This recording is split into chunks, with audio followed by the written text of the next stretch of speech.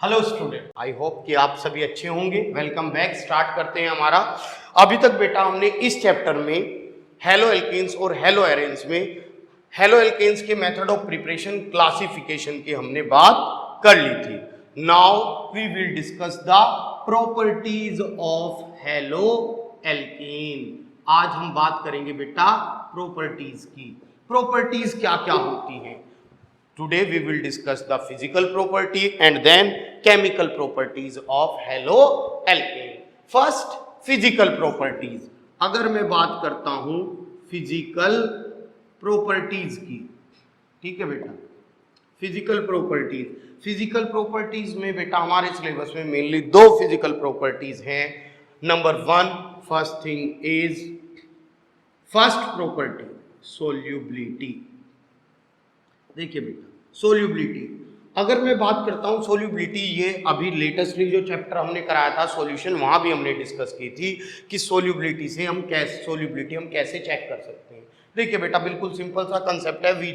हम कंसीडर करते हैं कि आपके पास like dissolves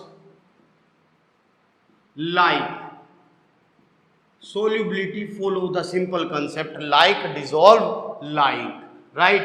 So halo alkanes are polar। ये कैसी होती हैं? पोलर होते हैं, ठीक है बेटा। And water, it is also polar. Water भी क्या होता है? पोलर। देखिए, हम पता है लाइक डिजोल्व लाइक, पोलर में सोल्यूबल होता है और नॉन पोलर में। तो haloalkane are polar and water is also polar, so haloalkane must be soluble in water. के हेलो एल्केन को वाटर में सोल्यूबल होना चाहिए बेटा। But in actual practice haloalkanes are polar but thou immiscible with water. Haloalkanes are polar but not soluble in water, लेकिन ये water में soluble नहीं होते। क्या कारण है कि ये वाटर में सोल्यूबल नहीं होते? पोलर है फिर भी वाटर में सोल्यूबल नहीं है। क्यों? Because water is highly polar compound. Water क्या है? हाईली पोलर कंपाउंड है। HOH, ये hydrogen bonding, there is very strong hydrogen bonding present in water. तो वाटर में कौन से कंपाउंड सोल्यूबल होते हैं? विच आर हाईली पोलर, जो हाईली पोलर हो और which form hydrogen bonding with water, या वाटर के साथ क्या बना ले? Hydrogen bonding. But haloalkanes are not in a polar, they can't form hydrogen bonding with water and they can't break the hydrogen bonding present in the water molecule. Halo alkane polar तो है but not highly polar. वो water के hydrogen bonding को break करके खुद hydrogen bonding नहीं बना पाते, इसीलिए हेलो एल्केन वाटर में सोल्यूबल नहीं होते। ये बात याद रखेंगे, बहुत इंपॉर्टेंट है। नहीं तो कंसेप्ट हमने पढ़ा था कि CH बॉन्ड का नेचर क्या होता है फर्स्ट क्लास में ही? पोलर होता है। और वाटर का नेचर भी क्या होता है? पोलर होता है। तो कंसेप्ट सॉल्यूशन वाला तुरंत माइंड में आ जाता है कि like dissolve like, haloalkane water में सोल्यूबल होने चाहिए but haloalkane are not soluble in water because they are very less polar, so they can't form hydrogen bonding with water and even can't break the hydrogen bonding with. भाई, dissolve होने का concept like के साथ भी ये है कि अगर आप इसमें सोल्यूबल होना चाहते हैं, या तो इतने स्ट्रॉन्ग पोलर हो आयनिक हो कि ये बॉन्ड ब्रेक करके खुद फिट हो जाए, या खुद हाइड्रोजन बॉन्ड बना ले। इन दोनों में से एक भी काम हेलो एल्केन नहीं कर पाता because the polarity of haloalkane is less, that is why haloalkanes are not soluble in water. Right बेटा। इसके अलावा जो हमारे पास क्या है नेक्स्ट है कि चलो ये वाटर में सोल्यूबल नहीं है तो क्या ये किसी में भी सोल्यूबल नहीं होंगे? These are soluble in organic solvents. ये किस में सोल्यूबल होते हैं? ऑर्गेनिक सॉल्वेंट्स में ये सोल्यूबल होते हैं। कोई भी ऑर्गेनिक सॉल्वेंट आप ले लें, चाहे आपके पास हाइड्रोकार्बन या हायर मोलर मास की ईथर्स हैं, उनके साथ ये मिसिबल होते हैं बिकॉज लाइक डिसॉल्व लाइक, ये भी ऑर्गेनिक है और वो भी ऑर्गेनिक है। सो पहला solubility concept like dissolve like होता है। Haloalkane are polar though immiscible with water because they are not in a polar, they can't form hydrogen bonding with water and even can't break the strong hydrogen bonding present in the water molecules। Right बेटा। तो solubility में हमारा concept कि ये nature में क्या होते हैं, पोलर हैं बट इमिसिबल हैं वाटर के साथ। The second property is boiling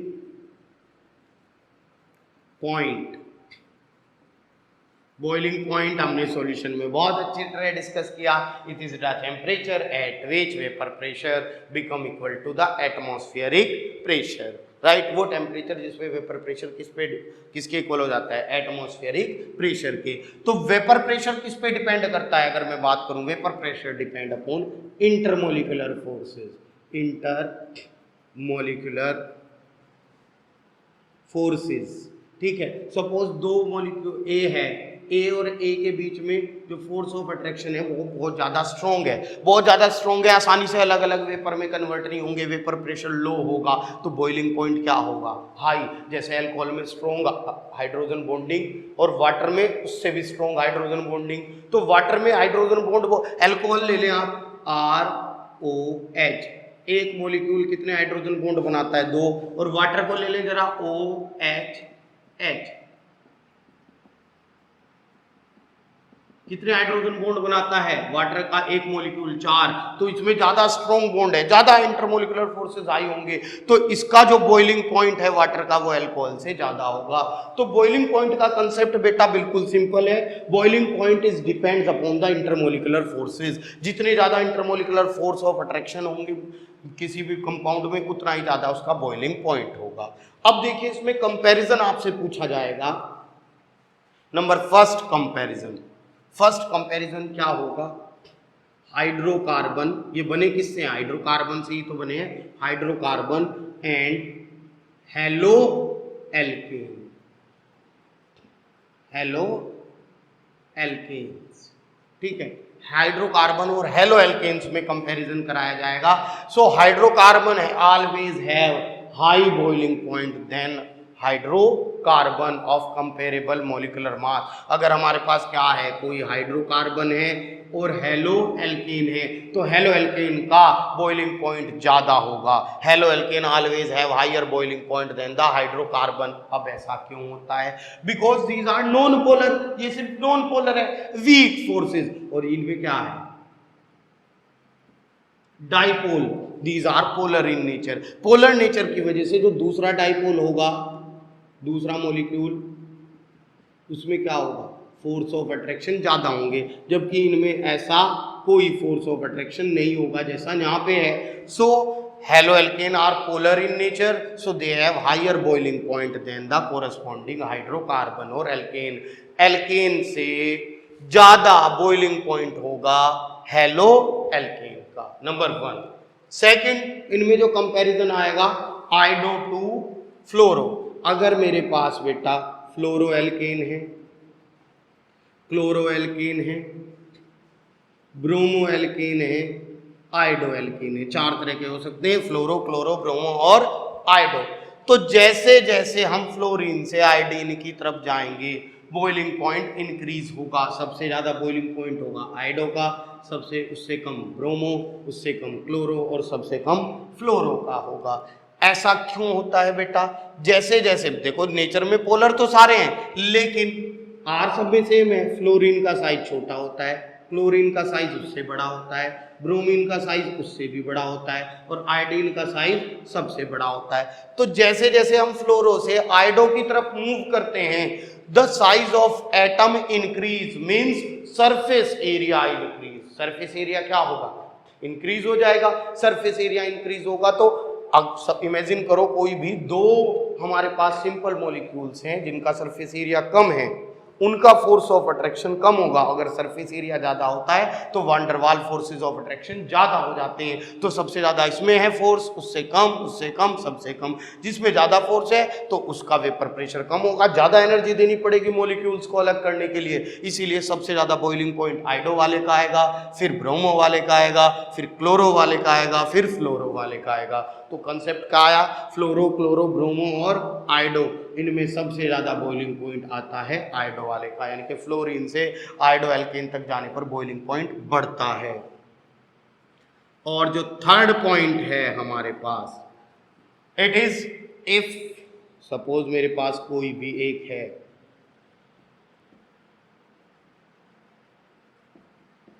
halo alkane contain same halogen, halogen same है।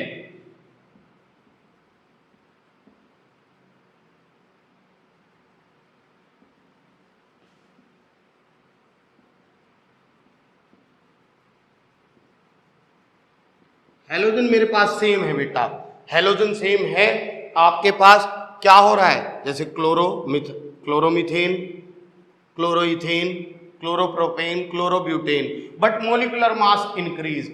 सेम हेलो एल्केन है, मोलर मास बढ़ रहा है। इसमें एक कार्बन है, इसमें दो है, इसमें तीन है, इसमें चार है। तो जैसे जैसे मोलर मास बढ़ेगा क्या होगा, बॉइलिंग पॉइंट बढ़ जाएगा। सबसे ज्यादा बॉइलिंग पॉइंट इसका होगा, उससे कम बॉइलिंग पॉइंट इसका होगा, उससे कम इसका होगा, और सबसे कम मिथाइल ग्रुप वाले का होगा, सबसे कम नंबर ऑफ कार्बन। तो जैसे जैसे मोलिकुलर मास बढ़ेगा बेटा क्या होगा, मोलिकुलर मास बढ़ने से डेंसिटी बढ़ जाती है, सरफेस एरिया बढ़ जाता है, इंटरमोलिकुलर फोर्स ऑफ अट्रैक्शन बढ़ जाएंगे, तो बॉइलिंग पॉइंट बढ़ेगा। As molecular mass increase, surface area and density increase, due to which intermolecular force of attraction increase and hence boiling point increase. Boiling point हमारा क्या होगा, इंक्रीज हो जाएगा। और फोर्थ पॉइंट हमारा क्या है, एज आइसोमेरिज्म इंक्रीज। मान लो मोलर मास बिल्कुल सेम रहे, मैं ये कह रहा हूं, ये है चार कार्बन एक क्लोरीन है,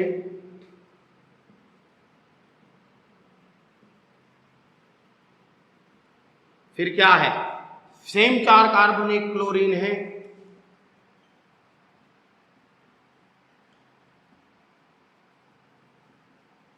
अगर आप देखें मोलिकुलर मास सबका सेम है, but it is straight chain, इसमें ब्रांच और इसमें ज्यादा ब्रांच।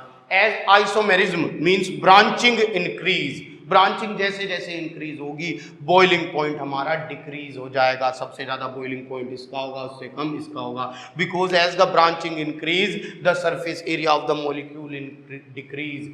जैसे जैसे ब्रांचिंग बढ़ेगी, इस इन दोनों में सरफेस एरिया इसका ज्यादा है, इन दोनों में सरफेस एरिया इसका ज्यादा है, तो सरफेस एरिया डिक्रीज होगा, intermolecular force of attraction decrease हो जाएंगे, इसीलिए हमारा बॉइलिंग पॉइंट डिक्रीज हो जाएगा। राइट बेटा, तो ये चारों पॉइंट हमें याद रखने, इनमें से हमारे पास क्वेश्चन बन जाता है। मान लीजिए आपके पास क्या है, एक क्वेश्चन आ गया ऐसे कि CH3B, CH3Cl, CH3CH2Br, CH3CH2Br, arrange in the increase, दीजिए आपसे CH4, arrange in the increasing order of boiling point. तो देखिए अब अगर हम देखें ये हाइड्रोकार्बन है, ये हेलो एल्केन है, सो सबसे कम बॉइलिंग पॉइंट तो CH4 का ही होना है। अब ये देखो इसमें एक कार्बन है, इसमें दो है और इसमें तीन है, तो सबसे कम इसका ही बॉइलिंग पॉइंट होना है। CH3 क्या आएगा आपके पास Cl, फिर CH3 CH2Br और CH3CH2I। राइट बेटा, तो बॉइलिंग पॉइंट का ऑर्डर हमारा ये आ जाएगा। इससे एक बहुत इंपॉर्टेंट क्वेश्चन हमारे पास बनता है कि दोनों में से किसका बॉइलिंग पॉइंट ज्यादा है, किसका कम है, या इंक्रीजिंग और डिक्रीजिंग ऑर्डर का बहुत इंपॉर्टेंट क्वेश्चन बनता है। तो बॉइलिंग पॉइंट के चारों पॉइंट हमें याद रखने हैं। क्या बताया हमने कि हेलो एल्केन का बॉइलिंग पॉइंट हाइड्रोकार्बन से ज्यादा होता है, क्योंकि हेलो एल्केन नेचर में पोलर है और ये नॉन पोलर है। फ्लोरो से आइडो तक जाने पर बॉइलिंग पॉइंट इंक्रीज हो जाता है, क्यों, क्योंकि सरफेस एरिया बढ़ जाता है, एटॉमिक साइज बढ़ता है, तो इंटरमोलिकुलर फोर्स ऑफ अट्रैक्शन बढ़ेंगे, मोलिकुलर मास बढ़ रहा है। अगर आप चेन में इंक्रीज होता है, मोलिकुलर मास बढ़ता है, तो डेंसिटी बढ़ेगी, डेंसिटी बढ़ेगी, सरफेस एरिया बढ़ेगा, इंटरमोलिकुलर फोर्स ऑफ अट्रैक्शन बढ़ जाएंगे, बॉइलिंग पॉइंट बढ़ेगा। और isomerism, number of side chain बढ़ने पर सरफेस एरिया कम होगा, तो बॉइलिंग पॉइंट आपका डिक्रीज हो जाएगा। राइट, आई होप ये टॉपिक आपको क्लियर हुआ होगा। इसके बाद हमें स्टार्ट करनी है अपनी केमिकल प्रॉपर्टीज। फिजिकल प्रॉपर्टीज यहाँ पे हमारी खत्म हो जाती है। केमिकल प्रॉपर्टीज शुरू करने से पहले हम पहले डिस्कस करेंगे chemical reactivity of different haloalkanes. Different haloalkanes की केमिकल रिएक्टिविटी हम डिस्कस करेंगे। ठीक है, नेक्स्ट वीडियो में जो हम केमिकल प्रॉपर्टी स्टार्ट करेंगे उसके लिए टॉपिक बहुत इंपॉर्टेंट है, तो ध्यान से समझने की कोशिश करेंगे बेटा। केमिकल रिएक्टिविटी, अगर मैं जनरली केमिकल रिएक्टिविटी देखता हूं, मेरे पास क्या है, RF है, RCl है, RBr है और RI है। सो अगर केमिकल रिएक्टिविटी की बात की जाए कि इन चारों में सबसे ज्यादा रिएक्टिव कौन सा होगा, रिएक्शन तो सभी देंगे ये सेम तरह की, लेकिन सबसे ज्यादा रिएक्टिव होगा RI, उससे कम RBr, RCl और सबसे कम रिएक्टिव होगा RF। इसका रीजन क्या है? इमेजिन करो बेटा, ये कार्बन एटम है, कार्बन से यहाँ क्या जुड़ा हुआ है? फ्लोरीन, लगभग सेम साइज का, ये बॉन्ड लेंथ है। यहाँ ये सेम कार्बन है, कार्बन से क्या जुड़ा हुआ है? क्लोरीन, ये बॉन्ड लेंथ है। कार्बन है, कार्बन से क्या जुड़ा हुआ है? ब्रोमीन, ये बॉन्ड लेंथ है। और ये Br वाला, और आयोडीन वाले केस पे जाओ, ये कार्बन है और कार्बन से क्या जुड़ा हुआ है? आयोडीन, ये बॉन्ड लेंथ है। तो जैसे जैसे हम फ्लोरो से लेके आयोडो तक जाते हैं, size of halogen atom increase, halogen atom का साइज क्या हो जाता है? Increase, and bond length increase, CX bond length बढ़ जाती है। यहाँ CX कार्बन हेलोजन बॉन्ड की लेंथ बहुत कम है, यहाँ उससे ज्यादा, यहाँ उससे ज्यादा और उससे ज्यादा, and hence bond become weaker. छोटा बॉन्ड है, ब्रेक करने के लिए ज्यादा एनर्जी चाहिए, बड़ा बॉन्ड है आसानी से टूट जाएगा। सो क्योंकि ये बहुत जल्दी बॉन्ड ब्रेक होगा, जितनी जल्दी ये बॉन्ड ब्रेक होगा उतनी जल्दी ये क्या कर लेगा? रिएक्शन कर लेगा। तो आपके पास iodo alkane are more reactive than bromoalkane, bromoalkane are more reactive than chloroalkane, chloroalkane are more reactive than fluoro। सबसे ज्यादा रिएक्टिव आयोडोएल्केन, उससे कम ब्रोमो, उससे कम क्लोरो और सबसे कम फ्लोरो। तो यानी कि बेटर लिविंग ग्रुप, एक बार क्वेश्चन पूछा which is the better leaving group? Iodine is the better leaving group. Why? कि आयोडीन सबसे बेटर लिविंग ग्रुप है। क्यों? Because the size of iodine is big, so RiCi bond is weak, so it break easily, आसानी से टूट जाता है, इसीलिए हमारा क्या है? बेटर लिविंग ग्रुप है।